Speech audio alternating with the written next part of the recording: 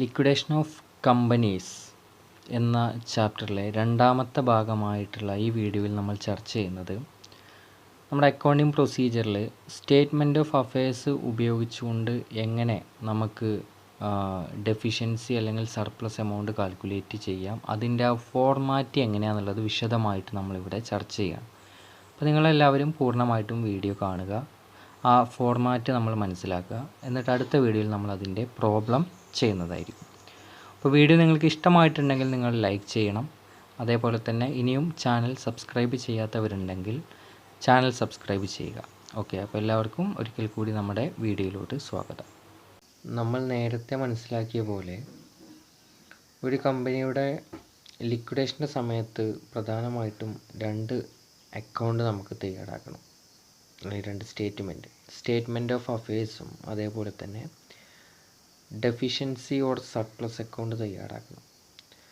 ഒരു companies act 2013 പ്രകാരം ഒരു കമ്പനി വൈൻഡപ്പ് ചെയ്യുന്ന സമയത്ത് നിർബന്ധമായിട്ടും ഈ ഒരു സ്റ്റേറ്റ്മെൻറ്റ് ആ കമ്പനിയുടെ ഓഫീസേഴ്സോ ഡയറക്ടേഴ്സോ തയ്യാറാക്കിയിട്ട് എന്ത് ചെയ്യണം, അത് നമ്മുടെ ലിക്വിഡേറ്റേഴ്സിന് കൈമാറേണ്ടതാണ്. അപ്പോൾ ഈ ഒരു സ്റ്റേറ്റ്മെൻറ്റിൽ പ്രധാനമായിട്ടും നമ്മൾ ഉൾക്കൊള്ളിക്കേണ്ട കാര്യങ്ങൾ, ഒന്ന് കമ്പനിയുടെ അസറ്റ് എത്രയാണെന്നുള്ളത് അതിൽ കാണിച്ചിട്ടുണ്ടായിരിക്കണം. അതേപോലെ തന്നെ കമ്പനിയുടെ ഡെപ്റ്റും ലയബിലിറ്റീസ് എത്രയാണെന്നുള്ളത് കാണിച്ചിട്ടുണ്ടായിരിക്കണം. അതേപോലെ തന്നെ കമ്പനിയിലെ സെക്യൂർഡ് ക്രെഡിറ്റേഴ്സും അതേപോലെ തന്നെ അൺസെക്യൂർഡ് ക്രെഡിറ്റേഴ്സിനെയും അതിനെ പ്രത്യേകം തന്നെ കാണിക്കുകയും ഈ സെക്യൂർഡ് ക്രെഡിറ്റേഴ്സിന് ഏത് അസറ്റാണ് സെക്യൂരിറ്റി ആയിട്ട് നൽകിയിട്ടുള്ളത് എന്നും അവിടെ വ്യക്തമാക്കിയിട്ടുണ്ടാകും. അതേപോലെ തന്നെ ഇനി കമ്പനിക്ക് ആരെങ്കിലും ക്യാഷ് തരാനുണ്ടെങ്കിൽ അവരുടെ പേരും വിവരങ്ങളും അഡ്രസ്സൊക്കെ അതും നമ്മൾ കാണിച്ചിട്ടുണ്ടായിരിക്കണം. അപ്പോൾ ഇങ്ങനെയുള്ള കുറച്ച് കാര്യങ്ങളാണ് നമ്മൾ ഈ സ്റ്റേറ്റ്മെൻറ്റ് ഓഫ് അഫയേഴ്സ് മെത്തേഡിൽ കാണിക്കുക. ഈ സ്റ്റേറ്റ്മെൻറ്റ് ഓഫ് അഫയേഴ്സ് മെത്തേഡ് നമ്മൾ തയ്യാറാക്കിയത് അത് കൃത്യമാണോ എന്ന് പരിശോധിക്കാൻ വേണ്ടിയിട്ടാണ് നമ്മൾ ഡെഫിഷ്യൻസി അല്ലെങ്കിൽ സർപ്ലസ് അക്കൗണ്ട് തയ്യാറാക്കുക. അപ്പോൾ ഇവിടെ നമ്മൾ ചർച്ച ചെയ്യുന്നത് സ്റ്റേറ്റ്മെൻറ്റ് ഓഫ് അഫയേഴ്സ് മെത്തേഡാണ്. കുറച്ച് വലിയൊരു സ്റ്റേറ്റ്മെൻ്റ് ആണത്, കുറച്ച് ഡീറ്റെയിൽസ് നമുക്ക് അവിടെ പരിശോധിക്കാനുണ്ട്. അപ്പോൾ അതിൻ്റെ ഫോമൊന്നും കണ്ടിട്ട് ആരും എന്ത് ചെയ്യേണ്ടതില്ല, ഒരു പരിഭ്രാന്തരാവേണ്ട കാര്യമൊന്നുമില്ല. നമുക്ക് വളരെ ഈസി ആയിട്ട് തന്നെ കാര്യങ്ങളൊന്നും മനസ്സിലാക്കാം. അപ്പോൾ അതിൻ്റെ ഫോർമാറ്റ് എങ്ങനെയാണെന്നുള്ളത് നമുക്കൊന്ന് നോക്കാം. അപ്പോൾ അതിൽ ആദ്യം കാണിക്കേണ്ടത്, ഇപ്പോൾ നമുക്കറിയാം ഈ സ്റ്റേറ്റ്മെൻറ്റിൽ സ്ഥാപനത്തിൻ്റെ അസറ്റ് കാണിച്ചിട്ടുണ്ടായിരിക്കണം, അതേപോലെ തന്നെ സ്ഥാപനത്തിൻ്റെ ലയബിലിറ്റീസ് കാണിച്ചിട്ടുണ്ടായിരിക്കണം. അതിലൂടെ എത്രത്തോളം ഈ അസറ്റ് വിറ്റതിലൂടെയാണല്ലോ നമുക്ക് എന്ത് കൊടുക്കാൻ സാധിക്കുക, ലയബിലിറ്റി ഒക്കെ കൊടുത്തു തീർക്കാൻ സാധിക്കുക. അപ്പോൾ എത്രത്തോളം ഇങ്ങനെയുള്ള അസറ്റ് ഉണ്ട് എന്ന് ആദ്യം മനസ്സിലാക്കണം. എന്നിട്ട് അതിനെ വെച്ചുകൊണ്ട്, ആ അസറ്റിനെ വെച്ചുകൊണ്ട് നമുക്ക് എന്ത് ചെയ്യണം, ആ ലയബിലിറ്റീസ് എല്ലാം കൊടുത്തു തീർത്ത് നമ്മുടെ ഈ സ്ഥാപനത്തിനെ വൈൻഡപ്പ് ചെയ്യണം. അപ്പോൾ ആദ്യം നമ്മൾ കാണിക്കേണ്ടത് assets not specifically pledged as per list A. കുറച്ച് ലിസ്റ്റ് എ ആയിട്ട് ഇങ്ങനെ തരം തിരിച്ചിട്ടുണ്ട്. അത് നമുക്ക് ഇതിന് ശേഷം നമുക്ക് പറയാം. Assets not specifically pledged, asset എന്ത് ചെയ്യാത്ത അസറ്റാണ്, പ്രത്യേകമായിട്ടും മറ്റെന്തെങ്കിലും ലയബിലിറ്റീസിന് പ്ലെഡ്ജ് ചെയ്യാത്ത, പണയം വെക്കാത്ത അസറ്റുകൾ എത്രയുണ്ടോ അതാണ് അങ്ങനെയുള്ള അസറ്റിനാണ് ലിസ്റ്റ് എ പ്രകാരം നമുക്ക് പറയാൻ സാധിക്കുക. ആ അസറ്റ് എത്രത്തോളം ഉണ്ട് എന്നുള്ളത് നമ്മൾ ആദ്യം കാണിക്കണം.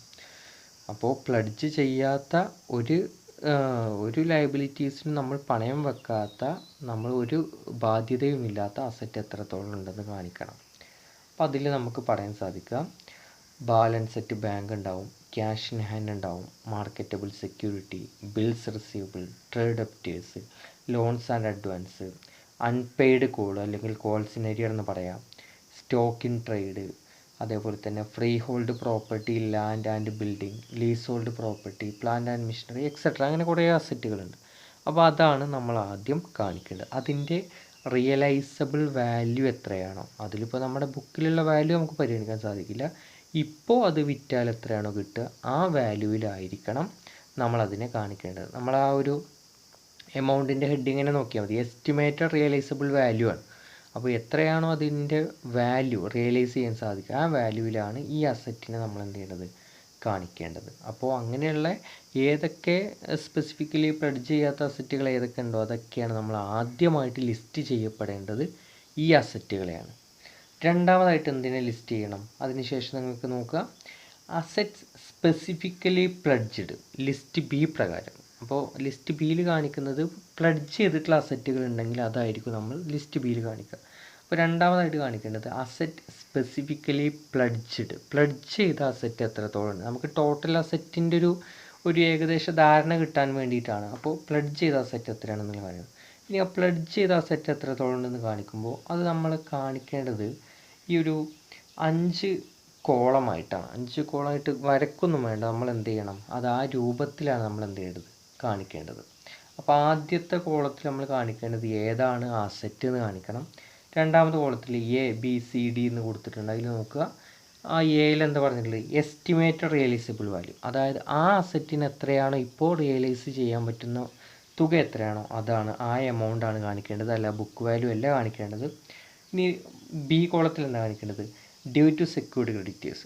ഏത് ക്രെഡിറ്റേഴ്സിനാണോ അത് നമ്മൾ സെക്യൂരിറ്റി ആയിട്ട് നൽകിയിട്ടുള്ളത് ആ ക്രെഡിറ്ററിൻ്റെ എമൗണ്ട് എത്രയാണോ, അതായത് നമ്മൾ ആ ലയബിലിറ്റി എന്ന് പറയുന്നത് 10,000 ആണെങ്കിൽ ആ 10,000 എന്നുള്ള വാല്യൂ ആണ് നമ്മളവിടെ കാണിക്കേണ്ടത്. സി കോളത്തിൽ എന്താ കാണിക്കേണ്ടത്, ഡെഫിഷ്യൻസി റാങ്കിങ് അൺസെക്യൂർഡ്. അതായത് ഡെഫിഷ്യൻസി ആണെങ്കിൽ, ഡെഫിഷ്യൻസി എന്ന് പറയുമ്പോൾ പര്യാപ്തമല്ലെങ്കിൽ, നമ്മൾ കൊടുത്ത അസറ്റ് ആ ലയബിലിറ്റിയെ കവർ ചെയ്യാൻ പര്യാപ്തമല്ലെങ്കിൽ ആ പര്യാപ്തമല്ലാത്ത എമൗണ്ട് എത്രയാണോ അതാണ് കാണിക്കേണ്ടത്. എന്ന് വെച്ചാൽ നമ്മുടെ അസറ്റിൻ്റെ വാല്യൂ 5,000 ആണെന്ന് വിചാരിക്കുക. അതേപോലെ തന്നെ ക്രെഡിറ്റേഴ്സിൻ്റെ വാല്യൂ 10,000 ആണ്. അപ്പോൾ ആ 10,000 രൂപ ലയബിലിറ്റിക്ക് അവരെ കവർ ചെയ്യാൻ വേണ്ടിയിട്ട് 5,000 രൂപയുടെ അസറ്റ് കൊടുത്തുള്ളൂ. അപ്പോൾ അത് അവരെ സംബന്ധിച്ചിടത്തോളം എന്താണ്, ഡെഫിഷ്യൻ്റ് ആണ്, അത് പര്യാപ്തമല്ല. അപ്പോൾ ആ ഡെഫിഷ്യൻസി എത്രയാണോ അതാണ് അവിടെ കാണിക്കേണ്ടത്. ഇനി ഡി കോളത്തിൽ എന്താ കാണിക്കേണ്ടത്, surplus as carried to last column. ഇനി നേരെ തിരിച്ചു പോയിക്കൂടെ, അതായത് അസറ്റിൻ്റെ വാല്യൂ 15,000 ഉണ്ട്, പക്ഷേ ലയബിലിറ്റി എത്ര കൊടുക്കാനുള്ളൂ, 10,000 ഉള്ളൂ. അപ്പോൾ 10,000 കൊടുക്കേണ്ടടുത്ത് 15,000 കൊടുക്കാനുള്ള അസറ്റ് നമ്മൾ പ്ലഡ്ജ് ചെയ്തിട്ടുണ്ട്. അപ്പോൾ അത് നമ്മൾ 5,000 രൂപ നമ്മളെ സംബന്ധിച്ചിടത്തോളം എന്താണ്, സർപ്ലസ് ആണല്ലോ. ആ എമൗണ്ടിനെ, ആ സർപ്ലസിന് എന്ത് ചെയ്യണം, നമ്മുടെ എമൗണ്ട് കോളത്തിലോട്ട്, അതായത് റൈറ്റ് സൈഡിലുള്ള എമൗണ്ട് കോളത്തിലോട്ട് ആ സർപ്ലസിന് എന്ത് ചെയ്യണം, നമ്മൾ കാണിച്ചിട്ടുണ്ടായിരുന്നു. ഡെഫിഷ്യൻസി ആണെങ്കിൽ നമ്മളൊന്നും കാണിക്കേണ്ടതില്ല. സർപ്ലസ് ആണെങ്കിൽ നമ്മൾ എന്ത് ചെയ്യണം, ആ എമൗണ്ട് കോളത്തിലോട്ട് ആ സർപ്ലസ് എത്രയാണോ ആ എമൗണ്ടിനെ നമ്മൾ അങ്ങോട്ട് മാറ്റിയിട്ടുണ്ടായിരിക്കണം. ഓക്കെ, അപ്പോൾ നമ്മൾ പറഞ്ഞ പോലെ estimated surplus from asset specifically pledged, ആ സ്പെസിഫിക് ആയിട്ട് പ്ലഡ്ജ് ചെയ്ത അസറ്റിൽ നിന്ന് എന്തെങ്കിലും സർപ്ലസ് ഉണ്ടെങ്കിൽ അത് നമ്മുടെ റൈറ്റ് സൈഡിലെ കോളത്തിലോട്ട് നമ്മൾ മാറ്റി എഴുതണം. ഓക്കെ, അതിന് വേണ്ടിയിട്ടാണ് നമ്മളത് പ്രത്യേകമായിട്ട് കാണിച്ചിട്ടുള്ളത്. നമ്മൾ എത്രയാണോ റിയലൈസബിൾ അസറ്റ് വാല്യൂ എന്ന് കണ്ടെത്താൻ വേണ്ടിയിട്ടാണ്. കാരണം ബാക്കിയുള്ള പേയ്മെൻ്റൊക്കെ കൊടുത്ത് തീർക്കാൻ വേണ്ടിയിട്ട് എത്രത്തോളം അസറ്റ് ഉണ്ട് എന്ന് മനസ്സിലാക്കാൻ വേണ്ടിയിട്ടാണ് നമ്മളിത് ചെയ്യുന്നത്. അപ്പോൾ ഈ സ്പെസിഫിക്കലി പ്ലഡ്ജ് ചെയ്തതിൽ നിന്ന് നമുക്ക് എന്ത് മാത്രമേ ലഭിക്കുള്ളൂ, ഈ സർപ്ലസ് എമൗണ്ട് മാത്രമേ ലഭിക്കുള്ളൂ. ബാക്കിയുള്ളത് ആർക്ക് പേയ്മെൻറ്റ് ചെയ്യാനുള്ളതാണ്, സെക്യൂർഡ് ക്രെഡിറ്റേഴ്സിന് കൊടുക്കാനുള്ളതാണ്. അപ്പോൾ അത് ഉണ്ടാവില്ല. അപ്പോൾ അവിടെ നിന്ന് എന്ത് മാത്രമേ ഉണ്ടായിരിക്കുള്ളൂ, സ്പെസിഫിക്കലി പ്ലഡ്ജിൽ നിന്ന് എന്തെങ്കിലും ഉണ്ടെങ്കിൽ അത് എന്ത് മാത്രമേ ഉണ്ടായിരിക്കുള്ളൂ, അത് ഈ സർപ്ലസ് എമൗണ്ട് മാത്രമേ ഉണ്ടായിരിക്കുള്ളൂ. അപ്പോൾ ആ എമൗണ്ട് മാത്രമായിരിക്കണം നമ്മൾ റൈറ്റ് സൈഡിലെ എമൗണ്ട് കോളത്തിലോട്ട് നമ്മൾ എഴുതേണ്ടത്. ഇനി എന്ത് ചെയ്യണം, അടുത്തതായിട്ട് അപ്പോൾ അത് ആ അസറ്റുകളൊക്കെ ടോട്ടൽ ചെയ്താൽ നമുക്ക് എന്ത് ലഭിക്കും, ആ എമൗണ്ടാണ് estimated total asset available for preferential creditors, debenture holders, secured by a floating charge and unsecured creditors. അതായത് ഈ എമൗണ്ടാണ് ആർക്കൊക്കെ അവൈലബിൾ ആയിട്ടുണ്ടാവുക, ഈ അസറ്റ് ഉപയോഗിച്ചുകൊണ്ടാണ് നമ്മൾ പ്രിഫറൻഷ്യൽ ക്രെഡിറ്റേഴ്സിനെയും debenture holders, secured by floating charge, അതേപോലെ തന്നെ അൺസെക്യൂർഡ് ക്രെഡിറ്റേഴ്സിനൊക്കെ നമുക്ക് കൊടുത്തു തീർക്കാൻ വേണ്ടി ഉപയോഗിക്കുന്ന അസറ്റിൻ്റെ വാല്യൂ ആണ് ഇപ്പോൾ നമുക്ക് കിട്ടിയിട്ടുള്ളത്. ഇനി അതിന് തൊട്ട് താഴെയായിട്ട് നമ്മൾ എന്ത് ചെയ്യണം, ഗ്രോസ് അസറ്റിൻ്റെ ടോട്ടൽ ഒന്ന് കാൽക്കുലേറ്റ് ചെയ്ത് വെക്കുക. അതെങ്ങനെ കാൽക്കുലേറ്റ് ചെയ്യുക, gross realisable value of asset specifically പ്ലഡ്ജിൻ്റെ അസറ്റിൻ്റെ റിയലൈസബിൾ വാല്യൂ അത് നമുക്ക് ഇവിടെ നോക്കിയാൽ മതി. നമുക്ക് ആ ഇപ്പം തൊട്ട് മുന്നേ നമ്മൾ തയ്യാറാക്കിയിട്ടുള്ള ആ കോളത്തിലെ അതിലെ എ കോളത്തിൻ്റെ ടോട്ടൽ മാത്രം എടുത്ത് എഴുതിയാൽ മതി. ഓക്കെ, അതർ അസറ്റ് എന്ന് പറയുമ്പോൾ അസറ്റ് നോട്ട് സ്പെസിഫിക്കലി പ്ലഡ്ജ്ഡ്, തൊട്ട് മുന്നേ നമ്മൾ കണ്ടുവച്ച നോട്ട് സ്പെസിഫിക്കലി പ്ലഡ്ജ്ഡ് അസറ്റിൻ്റെ ടോട്ടൽ. അപ്പോൾ അത് രണ്ടും കൂടി ആഡ് ചെയ്താൽ കിട്ടുന്നതായിരിക്കും നമ്മുടെ ഗ്രോസ് അസറ്റ്. അത് വെറുതെ ഒന്ന് ടോട്ടൽ ചെയ്തിട്ട് എന്ത് ചെയ്യുക, അതൊന്ന് എന്ത് ചെയ്യുക, ക്ലോസ് ചെയ്ത് വെക്കുക. ഇനി എന്ത് കാണിക്കണം, ലയബിലിറ്റീസ് ഓരോന്നും കാണിക്കണം. ലയബിലിറ്റീസ് ഓരോന്നും ഈ അസറ്റിൻ്റെ വാല്യൂവിൽ നിന്ന് ഓരോ ലയബിലിറ്റീസും എന്ത് ചെയ്യണം, കുറച്ച് കാണിക്കണം. അപ്പോൾ നമ്മൾ എന്ത് ചെയ്യുക, ലെഫ്റ്റ് സൈഡിൽ ഒരു കോളം കൂടി കാണിച്ചിട്ടുണ്ട്, എമൗണ്ട് കോളം തന്നെയാണ്. അപ്പോൾ ഈ ലെഫ്റ്റ് സൈഡിലാണ് നമ്മൾ ആ ലയബിലിറ്റീസിൻ്റെ വാല്യൂ നമ്മൾ കാണിക്കേണ്ടത്, ലെഫ്റ്റ് സൈഡിലാണ്. റൈറ്റ് സൈഡിൽ നമ്മൾ ഈ നമ്മുടെ റിയലൈസബിൾ വാല്യൂവിൽ നിന്ന് നമുക്കിപ്പോൾ നമ്മൾ പറഞ്ഞു ഈ ഓരോ ലയബിലിറ്റീസും കൊടുത്തു തീർക്കാനുള്ള അസറ്റിൻ്റെ വാല്യൂ നമുക്ക് അവിടെ കിട്ടിയിട്ടുണ്ട്. അതിൽ നിന്ന് കുറച്ച് ഇങ്ങനെ എഴുതുകയാണ് ഇവിടെ നമ്മൾ ചെയ്യേണ്ടത്, റൈറ്റ് സൈഡിൽ നമ്മൾ ചെയ്യേണ്ടത്. അപ്പോൾ ആദ്യം നമ്മൾ എന്ത് ചെയ്യണം, ലയബിലിറ്റീസ് ഓരോന്നും നമ്മൾ ആ ഓർഡർ ഓഫ് പേയ്മെൻറ്റിൻ്റെ നമ്മൾ പഠിച്ചിട്ടുണ്ടായിരുന്നു, ആ ക്രമം അനുസരിച്ച് ഓരോ ലയബിലിറ്റീസും കൊടുത്ത് തീർക്കണം. അപ്പോൾ ആദ്യം ലയബിലിറ്റീസിൽ എന്താ ഹെഡിങ്ങിൽ പറഞ്ഞത്, to be deducted from surplus or added to deficiency as the case may be. അതായത് ഈ നമ്മൾ ഇപ്പം നമുക്ക് ലഭ്യമായിട്ടുള്ള റിയലൈസബിൾ വാല്യൂ ഓഫ് അസറ്റ് അത് സർപ്ലസ് ആണെങ്കിൽ, അല്ലെങ്കിൽ നമുക്ക് പര്യാപ്തമായിട്ടുള്ള അസറ്റ് ഉണ്ടെങ്കിൽ അതിൽ നിന്ന് ഓരോ ലയബിലിറ്റീസും കുറയ്ക്കണം. നേരെ മറിച്ച് അസറ്റ് ലഭ്യമല്ലെങ്കിൽ എന്ത് ചെയ്യും, നമ്മൾ കൊടുക്കാനുള്ള തുക കൂടും. അപ്പോൾ എന്ത് ചെയ്യണം, ആ ഡെഫിഷ്യൻസിൻ്റെ കൂടെ എത്രയാണോ അപര്യാപ്തമായ എമൗണ്ട് എത്രയാണോ അതിൻ്റെ കൂടെ ആ എമൗണ്ട് ഇങ്ങനെ കൂട്ടി കാണിക്കുകയാണ് ചെയ്യേണ്ടത്. പ്രോബ്ലം ചെയ്യുമ്പോൾ നമുക്ക് ഒന്നുകൂടി പറയാം. ഇനി അതിൽ ആദ്യം എന്താണ്, secured creditors to the extent to which claims are estimated to be covered specifically pledged.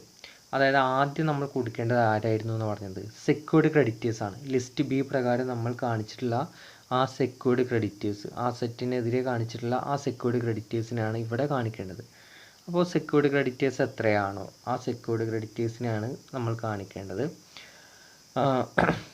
അതിന് പിന്നെ റൈറ്റ് സൈഡിൽ എമൗണ്ട് ഒന്നും കാണിക്കേണ്ടതില്ല, കാരണം നമ്മൾ അതിൻ്റെ സെക്യൂരിറ്റി ആയിട്ട് നമ്മൾ അസറ്റ് പ്രത്യേകം തന്നെ നമ്മൾ കാണിച്ചിട്ടുണ്ട്. അപ്പോൾ അതിൻ്റെ എന്ത് ചെയ്യേണ്ടതില്ല, റൈറ്റ് സൈഡിലെ എമൗണ്ട് അതിൽ നിന്ന് ആ അസറ്റിൽ നിന്ന് കുറയ്ക്കേണ്ടതില്ല, കാരണം അവരെ പ്രത്യേകമായിട്ട് തന്നെ നമ്മൾ എന്ത് ചെയ്തിട്ടുണ്ട്, അവർക്ക് അസറ്റ് നമ്മൾ സെക്യൂരിറ്റി ആയിട്ട് നൽകിയത് കൊണ്ടാണ് നമ്മൾ റൈറ്റ് സൈഡിലെ എമൗണ്ട് കുറയ്ക്കാത്തത്.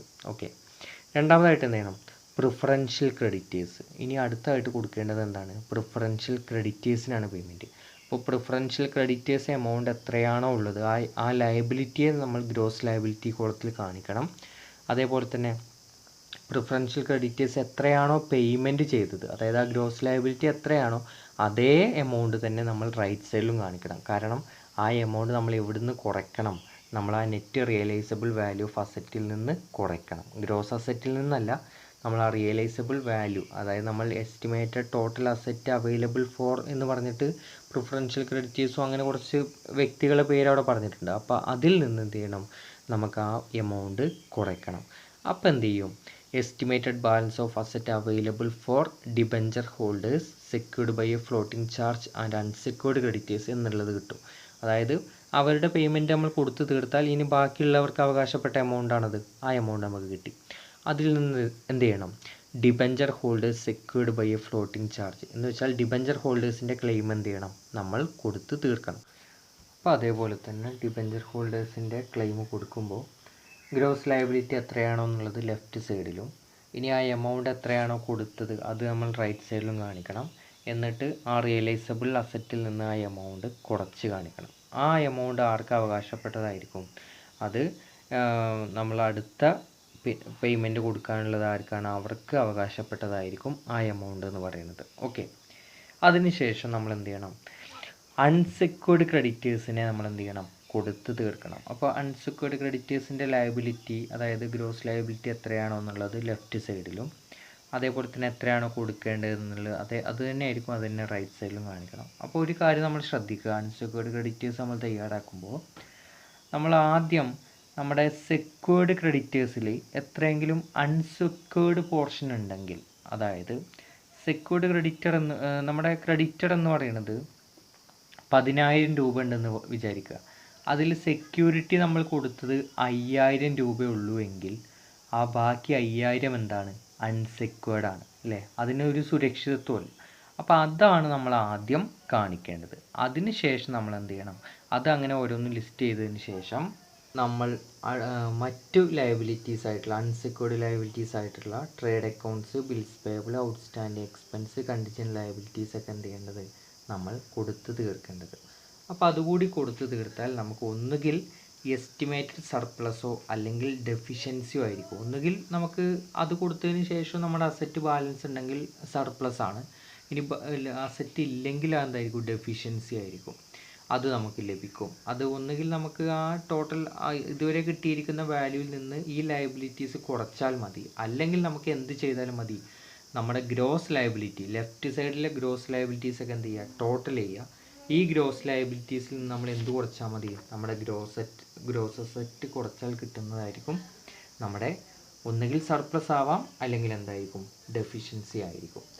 അതിനുശേഷം നമ്മൾ ഇനി എന്ത് ചെയ്യണം, ഇനി issued and called up capital. കാരണം നമ്മൾ പറഞ്ഞു ഇതിന് ശേഷമാണ് നമ്മുടെ ഓണേഴ്സിനെ നമ്മൾ എന്ത് ചെയ്യേണ്ടത്, സെറ്റ് ഓഫ് ചെയ്യേണ്ടത്. അപ്പോൾ ആദ്യം നമ്മൾ ഷെയർ ഹോൾഡേഴ്സിൽ സെറ്റ് ഓഫ് ചെയ്യേണ്ടത് ആരായിരിക്കണം, പ്രിഫറൻസ് ഷെയർ ഹോൾഡേഴ്സിനായിരിക്കണം. ഇനി അത് ഡെഫിഷ്യൻസി ആണെങ്കിൽ ആ എമൗണ്ട് കൊണ്ടുവരാൻ ബാധ്യസ്ഥർ ഇവരാണ്, ഒരുപക്ഷെ അത് സർപ്ലസ് ആണെങ്കിൽ അത് അവർക്ക് തിരിച്ചു കൊടുക്കണം. അപ്പോൾ ആദ്യം നമ്മൾ ആരെ സെറ്റ് ഓഫ് ചെയ്യുക, പ്രിഫറൻസ് ഷെയർ ഹോൾഡേഴ്സിനെ സെറ്റ് ഓഫ് ചെയ്യുക. അവർ സെറ്റ് ഓഫ് ചെയ്തിട്ടും പിന്നെ സർപ്ലസ് ഉണ്ടെങ്കിൽ അത് ഇക്വിറ്റി ഷെയർ ഹോൾഡേഴ്സിനായിട്ട് നമ്മൾ എന്ത് ചെയ്യണം, പ്രൊവൈഡ് ചെയ്യണം. ഒരുപക്ഷെ ഫണ്ട് ഇല്ലെങ്കിൽ, ഡെഫിഷ്യൻസി ആണെങ്കിൽ അതെന്ത് ചെയ്യണം, അത് അത്രയും തുക ആര് കൊണ്ടുവരികയും വേണം, ഇക്വിറ്റി ഷെയർ ഹോൾഡേഴ്സ് കൊണ്ടുവരികയും ചെയ്യണം.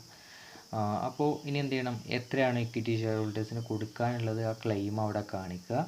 അപ്പോൾ നമുക്ക് എന്ത് ചെയ്യും, total deficiency, estimated deficiency as regard മെമ്പേഴ്സും കൂടി അനുസരിച്ച്, അല്ലെങ്കിൽ മെമ്പേഴ്സ് അനുസരിച്ച് എത്രത്തോളം ടോട്ടൽ ഡെഫിഷ്യൻസി ഉണ്ട് എന്നുള്ളത് കണ്ടെത്താനായിട്ട് സാധിക്കും. അപ്പോൾ ഒന്നുകിൽ നമുക്ക് ഡെഫിഷ്യൻസി ആയിരിക്കും, അല്ലെങ്കിൽ നമുക്ക് സർപ്ലസ് ആയിരിക്കും. സർപ്ലസ് ആണെങ്കിൽ അത് മെമ്പേഴ്സിന് അവകാശപ്പെട്ടത് തന്നെയാണ് നമ്മൾ പറഞ്ഞു. അതേപോലെ തന്നെ ഡെഫിഷ്യൻസി ആണെങ്കിൽ അത്രയും തുക കോൺട്രിബ്യൂട്ട് ചെയ്യാൻ ബാധ്യസ്ഥരായിട്ടുള്ളതും ആര് തന്നെയാണ്, ഈ മെമ്പേഴ്സ് തന്നെയാണ്, ഷെയർ ഹോൾഡേഴ്സ് തന്നെയാണ്, അല്ലെങ്കിൽ നമ്മൾ പഠിച്ച കോൺട്രിബ്യൂട്ടറീസ് തന്നെ ആയിരിക്കും. അപ്പോൾ ഇതാണ് ഇതിൻ്റെ ഒരു ഫോം എന്ന് നമുക്ക് പറയാൻ സാധിക്കുക. ഇനി ഇതിൻ്റെ പ്രൊസീജിയർ ഒന്ന് നോക്കാം. ഇപ്പോൾ നമ്മൾ ചെയ്ത കാര്യം തന്നെയാണ്, അതിൻ്റെ ഒരു ക്രമം നമുക്ക് ഒന്ന് പറഞ്ഞു നോക്കാം. അപ്പോൾ ആദ്യം നമ്മൾ പറഞ്ഞ പോലെ തന്നെ assets which are not specifically pledged are taken first. ആദ്യം നമ്മൾ എടുക്കേണ്ട ഏതായിരിക്കണം, അസറ്റ് നോട്ട് സ്പെസിഫിക്കലി പ്ലെഡ്ജ്ഡിന് ആയിരിക്കണം. നമ്മൾ നേരത്തെ കാണിച്ചു, these assets are to be taken at realisable value. അത് കാണിക്കേണ്ടത് എന്തായിരിക്കണം, അതിൻ്റെ റിയലൈസബിൾ വാല്യൂവിലായിരിക്കണം. Calls in arrear are also treated as asset. Calls സിനാരിയേഴ്സിനെ എന്തായിട്ട് പരിഗണിക്കാം, അസറ്റിനായിട്ട് തന്നെ പരിഗണിക്കാം. കാരണം അത് ആരടക്കാൻ ബാധ്യസ്ഥരാണ്, ഷെയർ ഹോൾഡേഴ്സ്. അപ്പോൾ അത് നമ്മൾ പറഞ്ഞാൽ അവരത് അടക്കണം. പിന്നെ the uncalled capital is not shown as asset. എന്തിനെടുക്കാൻ പാടില്ല, അൺകോൾഡ് ക്യാപിറ്റലിന് നമുക്ക് എന്ത് ചെയ്യാൻ സാധിക്കില്ല, അസറ്റായിട്ട് പരിഗണിക്കാൻ സാധിക്കില്ല. അത് നമ്മൾ വിളിക്കാതെ അസറ്റാണ്, അതിന് അസറ്റായിട്ട് പരിഗണിക്കാൻ പാടില്ല. പക്ഷേ കോൾ സിനാരിയറിനെ എന്തായിട്ട് പരിഗണിക്കാം, അസറ്റായിട്ട് പരിഗണിക്കാം. എന്താണെങ്കിൽ അത് റിയലൈസ് ചെയ്യാൻ സാധിക്കുമെങ്കിൽ മാത്രം. രണ്ടാമതായിട്ട് എന്ത് കാണിക്കണം, അസറ്റ് സ്പെസിഫിക്കലി പ്ലെഡ്ജ്ഡിനെ ആയിരിക്കണം നമ്മൾ കാണിക്കുന്നത്. If there is any surplus from asset specifically pledged, asset specific ആയിട്ട് പ്ലെഡ്ജ് ചെയ്യുന്നതിൽ എന്തെങ്കിലും സർപ്ലസ് ഉണ്ടെങ്കിൽ that should be added with the realisable value of asset not specifically pledged. അതെന്തുമായിട്ട് ആഡ് ചെയ്യണം എന്നാണ് പറഞ്ഞിട്ടുള്ളത്, അസറ്റ് നോട്ട് സ്പെസിഫിക്കലി പ്ലെഡ്ജ്ഡിൻ്റെ റിയലൈസബിൾ വാല്യൂമായിട്ട് ആഡ് ചെയ്യണം. എന്ന് വെച്ചാൽ നമ്മൾ ആ റൈറ്റ് സൈഡിലെ എമൗണ്ടിൽ ആ സർപ്ലസ് മാത്രം ആഡ് ചെയ്യാറില്ലേ, അതാണ് സൂചിപ്പിച്ചത്. മൂന്നാമതായിട്ട് from the resulting figure deduct the amount of preferential creditors. അപ്പോൾ നമുക്ക് കിട്ടിയിരിക്കുന്ന ആ റിയലൈസബിൾ വാല്യൂ ഓഫ് അസറ്റിൽ നിന്ന് നമ്മൾ എന്ത് ചെയ്യണം, പ്രിഫറൻഷ്യൽ ക്രെഡിറ്റേഴ്സിനെ കുറയ്ക്കണം. നാലാമതായിട്ട് then deduct amount of creditors having a floating charge. അതായത് മറ്റ് ഫ്ലോട്ടിംഗ് ചാർജിലൂടെ നമ്മൾ ചുമത്തപ്പെട്ടിട്ടുള്ള ആ ലയബിലിറ്റീസ് എന്ത് ചെയ്യണം, പിന്നെ ആ എമൗണ്ടിൽ നിന്ന് കുറയ്ക്കണം. എന്ന് വെച്ചാൽ ഡിബെഞ്ചർ ഹോൾഡേഴ്സ് അടുത്തതായിട്ട് അതിൽ നിന്ന് കുറയ്ക്കണം. The balance will be surplus or deficiency as regard debenture holder. ആ ബാലൻസ് എന്തായിരിക്കാം, ചിലപ്പോൾ സർപ്ലസ് ആവാം, ചിലപ്പോൾ ഡെഫിഷ്യൻസി ആവാം, ഡിബെഞ്ചർ ഹോൾഡേഴ്സിനെ കൊടുത്തതിന് ശേഷം. ഫ്രം ദ ബാലൻസ് എമൗണ്ട്, ആ കിട്ടിയിരിക്കുന്ന ബാലൻസിൽ നിന്ന് deduct the amount of unsecured creditors. Unsecured ക്രെഡിറ്റേഴ്സിനെ കുറയ്ക്കണം. അത് കുറച്ചതിന് ശേഷം കിട്ടുന്ന എമൗണ്ട് എന്ന് പറയുന്നത് surplus or deficiency as regard unsecured creditors. Unsecured creditors അനുസരിച്ചുള്ള സർപ്ലസ് ആവാം, ഡെഫിഷ്യൻസി ആവാം. ദെൻ വീണ്ടും ആ ബാലൻസിൽ നിന്ന് എന്ത് ചെയ്യണം, if the balance is a surplus, balance surplus ആണെങ്കിൽ അതെന്ത് ചെയ്യണം, the share capital is to be deducted out of that amount. ആ എമൗണ്ടിൽ നിന്ന് ഷെയർ ക്യാപിറ്റൽ കുറയ്ക്കണം. അതായത് പ്രിഫറൻസ് ഷെയർ ഹോൾഡേഴ്സിനും ഇക്വിറ്റി ഷെയർ ഹോൾഡേഴ്സിനും. നേരെ തിരിച്ചാണെങ്കിലോ, ഇഫ് ഇറ്റ് ഈസ് ഡെഫിഷ്യൻ, ആ എമൗണ്ട് പര്യാപ്തമല്ലെങ്കിൽ share capital is to be added with the amount. ആ എമൗണ്ടിൻ്റെ കൂടെ എന്ത് ചെയ്യണം, ഷെയർ ക്യാപിറ്റലിനെ ആഡ് ചെയ്യണം. The resultant figure may be surplus or deficiency as regard members or contributor. അപ്പോൾ കിട്ടുന്ന എമൗണ്ട് എന്തായിരിക്കാം? അത് ഒന്നുകിൽ കോൺട്രിബ്യൂട്ടറീസിന് കൊടുക്കാനുള്ള സർപ്ലസ് ആവാം, അല്ലെങ്കിൽ അവർ കൊണ്ടുവരാനുള്ള ഡെഫിഷ്യൻസീസ് ആണെന്ന് നമുക്ക് പറയാനായിട്ട് സാധിക്കും. ഇതാണ് അതിൻ്റെ പ്രൊസീജിയർ. നമ്മൾ ഒരു കാര്യം കൂടി സൂചിപ്പിച്ചിരുന്നു, അതിൻ്റെ ആ ലിസ്റ്റ്, ഏതൊക്കെ ലിസ്റ്റാണ് അതിലുണ്ടായിരുന്നത്, ലിസ്റ്റ് എ ബി അങ്ങനെ കുറച്ച് കാര്യങ്ങൾ പറഞ്ഞിരുന്നു. അപ്പോൾ ലിസ്റ്റ് എയിലുള്ളത് അസറ്റ്സ് നോട്ട് സ്പെസിഫിക്കലി പ്ലഡ്ജഡിനെയാണ് ലിസ്റ്റ് എ ആയിട്ട് നമ്മൾ പരിഗണിക്കുക. ലിസ്റ്റ് ബിയിൽ അസറ്റ്സ് വിച്ച് ആർ സ്പെസിഫിക്കലി പ്ലഡ്ജഡിനെയാണ് നമ്മൾ ലിസ്റ്റ് ബി ആയിട്ട് നമുക്ക് പറയാനായിട്ട് സാധിക്കുക. Fully secured creditors or partly secured creditors, പൂർണ്ണമായിട്ടും സെക്യൂർഡ് ക്രെഡിറ്റേഴ്സിന് പ്ലഡ്ജ് ചെയ്തതോ അല്ലെങ്കിൽ ഭാഗികമായിട്ട് ക്രെഡിറ്റേഴ്സിന് പ്ലഡ്ജ് ചെയ്തതായിട്ടുള്ള അസറ്റുകളെയാണ് ലിസ്റ്റ് ബിയിൽ കാണിക്കേണ്ടത്. List C indicate list of preferential creditors. Preferential ക്രെഡിറ്റേഴ്സിനാണ് ലിസ്റ്റ് സിയിൽ ഉൾപ്പെടുത്തുക. ലിസ്റ്റ് ഡിയിൽ കാണിക്കുന്നത് ഡിബെഞ്ചർ ഹോൾഡേഴ്സിനാണ്. ഫ്ലോട്ടിംഗ് ചാർജ് ചുമത്തപ്പെട്ടിട്ടുള്ള ഡിബെഞ്ചർ ഹോൾഡേഴ്സിനാണ് ലിസ്റ്റ് ഡിയിൽ കാണിക്കുക. ലിസ്റ്റ് ഇയിൽ ഉണ്ടാവുക അൺസെക്യൂർഡ് ക്രെഡിറ്റേഴ്സ് ആണ്. എത്രയാണോ അൺസെക്യൂർഡ് ക്രെഡിറ്റേഴ്സ് ഉള്ളത് അതാണ് ലിസ്റ്റ് ഇയിൽ കാണിക്കുക. ലിസ്റ്റ് എഫിൽ കാണിക്കുന്നത് എന്താ? ലിസ്റ്റ് എഫിൽ കാണിക്കുന്നത് പ്രിഫറൻസ് ഷെയർ ഹോൾഡേഴ്സിനാണ് ലിസ്റ്റ് എഫിൽ കാണിക്കുക. ലിസ്റ്റ് ജിയിൽ കാണിക്കുന്നത് ആരാണ്? ഇക്വിറ്റി ഷെയർ ഹോൾഡേഴ്സിനാണ്. ദെൻ ലിസ്റ്റ് എച്ച് കൂടി ഉണ്ട്, അതിൽ കാണിക്കുന്നത് എന്തായിരുന്നു? Shows the deficiency or surplus in the statement of affairs that has been arrived. എത്രത്തോളമാണ് അതിൻ്റെ സർപ്ലസ് ഓർ ഡെഫിഷ്യൻസി ആണെന്നുള്ളതാണ് ലിസ്റ്റ് എച്ചിൽ കാണിക്കുക. ഓക്കെ, വീഡിയോ പൂർണ്ണമായിട്ടും കണ്ടതിനുള്ള നന്ദി അറിയിക്കുകയാണ്. അതേപോലെ തന്നെ ചാനൽ സബ്സ്ക്രൈബ് ചെയ്യാത്തവർ സബ്സ്ക്രൈബ് ചെയ്യുക. നിങ്ങളുടെ സുഹൃത്തുക്കളിലോട്ട് കൂടി ഒന്ന് ഷെയർ ചെയ്യുക. ഓക്കെ, അപ്പോൾ എല്ലാവരും